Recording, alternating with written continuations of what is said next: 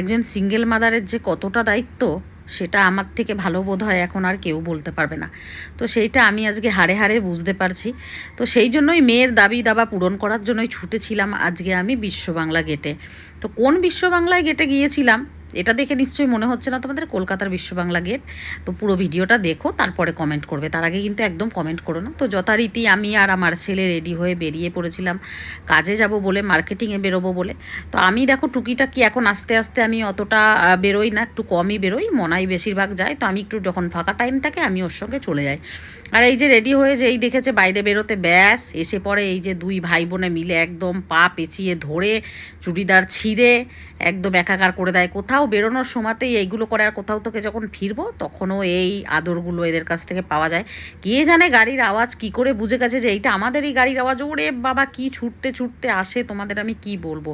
আর এই ভালোবাসাগুলো সবার কপালে কিন্তু জোটে না, কিছু বিশেষ বিশেষ মানুষের কপালেই জোটে। তো সেইগুলো আমিও একটুখানি ভাগ পেয়েছি। তো এই যে হলো আমাদের টমির ছেলে মেয়ে ওগুলো, আর ওই যে দুয়ারের সামনে যেটা শুয়ে আছে ওটা টমির বর। তো এই হলো আমাদের টমি পরিবার। আর আমার ছেলে ওই সারাদিন স্কুটির পিছনেই পড়ে থাকে। এই একটা আমাদের স্কুটি হয়েছে, যার মানে ভূত ভবিষ্যতে যে কি আছে কে জানে, খালি ধোকা দেয় রাস্তাতে।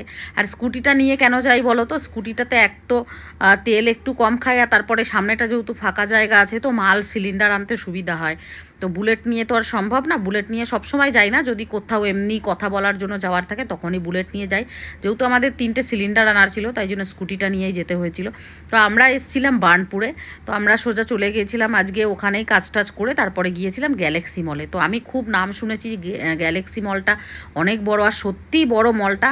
কিন্তু টাইম তো পেলাম না যে মলটা ঘুরে দেখাবো। আর এই যে দেখো সিলিন্ডারগুলো নিয়ে এলাম একটা দোকান থেকে। তো ওইগুলোই নিয়ে যাব বাড়িতে রিফিলিংয়ের জন্য। না, আমরা দুজনাই আসি এখন।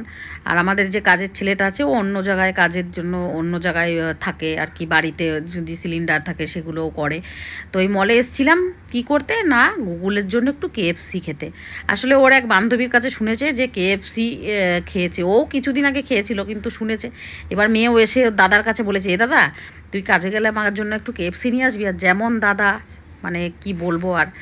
আমাদের যদি এরকম কপালে একটা দাদা থাকতো তাহলে হয়তো আজকে এই বিপদের দিনে পিঠে হাত দিয়ে বলতো, ভয় পাস না আমি আছি সঙ্গে, ঠিক বাধা অতিক্রম করে পেরিয়ে যাবে। কিন্তু সেটা তো আমাদের সৌভাগ্যটা হলো না যে আমাদের দাদা আজকে থাকলে হয়তো এরকম বলতো। সেটাই আমি আমার ছেলেকে দেখি যে এইমাত্র বলেছে বোন, ব্যাস বোনকে বলেছে হ্যাঁ নিয়ে আসবো কাছ থেকে ফিরে আসার জন্য। এই কথাটা শুনে আমি কখনো ওকে বাধা দিই না আমার ছেলেকে যে এটা করিস না। আমি জানি ও কখনো ভুল ডিসিশন নিতে পারে না, কারণ ওর আমার থেকে বেশি হিসাবই ও আমার ছেলে। আমার থেকে বেশি ও জানে কতটা খরচা করলে কতটা কি হবে, আর কতটা খরচা করা দরকার সেই বুঝেই করে। তো সেইটুকু আমি ওকে বিশ্বাস করি, তাই জন্যই আমি এইটুকু ভরসা রাখি। তো যাই হোক, আমরা নিয়েছিলাম একটা আলটিমেট প্যাক, যেটাতে এটার সঙ্গে 14টা পিস চিকেন ছিল, আর ছিল 3টে কোক। তো কোক 3টে ছিল, কিন্তু ওগুলো কাগজের গ্লাসে যেহেতু দিয়েছিল ওগুলো ক্যারি করে আনা সম্ভব নয়। তো ওগুলো অল্টারনেট করে আমাকে আরও 90 টাকা দিয়ে 3টে ক্যান নিতে হতো। তো আমি আর আমার ছেলে দুজনা মিলেই ওই কোক 3টে ওখানে বসে বসেই খেলাম, আর পার্সেল করে নিয়ে এলাম গুগলের জন্য। তো এই দেখো, এই বিশ্ব বাংলা গেটের কথা বলছিলাম যেটা আসানসোলে হয়েছে। দারুণ লাগছে, এটা লাইট জ্বলার পরে অসাধারণ লাগছে। কলকাতার থেকে একটু ছোট, কলকাতার বিশ্ব বাংলা গেটটা আর একটু বড়, ওটার উপরে তো রেস্টুরেন্টও আছে শুনেছি। তো দারুণ, কিন্তু এটাও কিন্তু আমাদের আসানসোলবাসীদের জন্য কিন্তু এটা দারুণ একটা উপহার। আমি তো ফার্স্ট টাইম দেখলাম।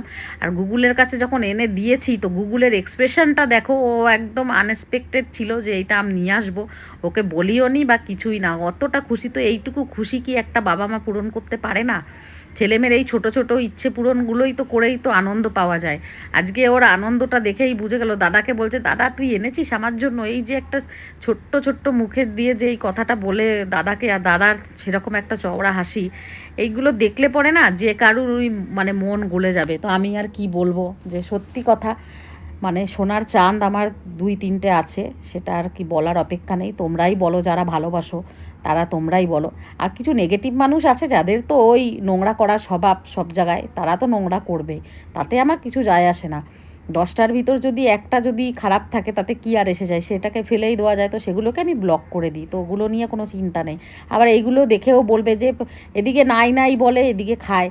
তো আমি তো প্রথমত কখনোই নাই নাই করি না, কারণ আমি জানি আমার নাই নাই গান করলে কেউ আমাকে দিতে আসবে না, কেউ দেয়ও নি, কেউ দেবেও না, আর কারোর কাছে হাত পাততেও চাই না। দেখো তো যে ঘর সামলে পরেও কিন্তু বিজনেসে আমি যতটা আমার কন্ট্রিবিউশন থাকে আমি ততটাই কন্ট্রিবিউট করি। তো এগুলো নিয়ে প্লিজ যারা বাড়তি আছো নেগেটিভ পার্সনরা, তারা মাথা ঘামাবে না। এগুলো তোমরা বুঝবে না যে এর ফিলিংসগুলো কী। ছেলে মেয়ের জন্য কিন্তু সব কিছুই বাবা মাকে করতে হয়। চেষ্টা অল্প করে হলেও তাদের সকাল্লাদ পূরণ করার দায়িত্ব কিন্তু একজন বাবা থাকুক বা একজন মা থাকুক তার উপরে পড়ে যায়। তো যাই হোক কা, বেশি কথা বলবো না। তো এই মাইক্রো ওভেনে একটু গরম করে নিল গুগলের তো আনন্দে একদম আত্মহারা আর কি। তারপরে আমরা সবাই মিলে খেলাম, খেয়েটে রাত্রে ডিনারের টাইম। তো যেহেতু শনিবার ছিল পরের দিন, তো একটু চিকেন ছিল, শনিবারে আর খাওয়া হবে না। তো রাত্রেবেলায় মা একটুখানি প্রেশার কুকারেই একদম মেখে ঝুঁকে চিকেন বসিয়ে দিয়েছিল, চিকেন আর ভাত আমাদের রাত্রে ডিনার ছিল। তো এই খেলাম, খেয়েটে দিনটাকে শেষ করলাম। আর তোমাদের যদি আমার ভিডিওগুলো ভালো লাগে তো প্লিজ একটু সুন্দর সুন্দর কমেন্ট করবে, একটু লাইক করে দিও, আর একটু শেয়ার করবে, কারণ আমার পেজটা এখন রিসেন্টলি একটু রিচ ডাউন কমে গেছে। তোমরা অনেকেই বলছো কিন্তু ভিডিও আসছে না, তো প্লিজ শেয়ার।